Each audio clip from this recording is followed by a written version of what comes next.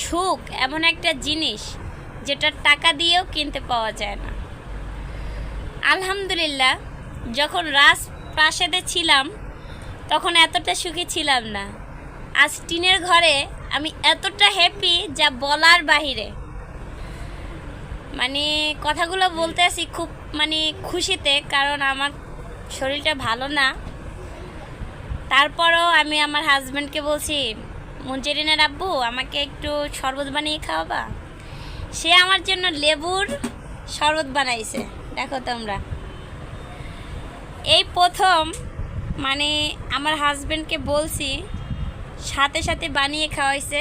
আমি বলছি শুধু শরবত, কিন্তু সে আমাকে লেবুর শরবত বানিয়ে দিছে যাতে আমার ভালো লাগে। ঠান্ডা পানি দিয়ে লেবুর শরবত বানিয়ে দিছে। আলহামদুলিল্লাহ।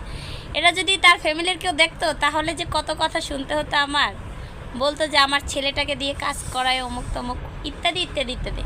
কিন্তু আলহামদুলিল্লাহ, আমার হাজব্যান্ড যদি কিছু খেতে চায় সেটা আমি কিভাবে তৈরি করব সেটা আমি জানি।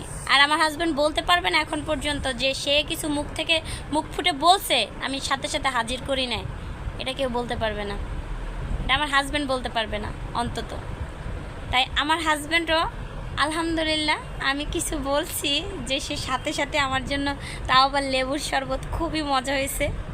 তো তোমাদের কাছে শেয়ার করব, এই জন্য ভিডিওটা করলাম। আমার হাজব্যান্ডকে খুব, তোমাকে ধন্যবাদ দিব না কি দিব জানি না, কিন্তু অনেক সুন্দর হয়েছে।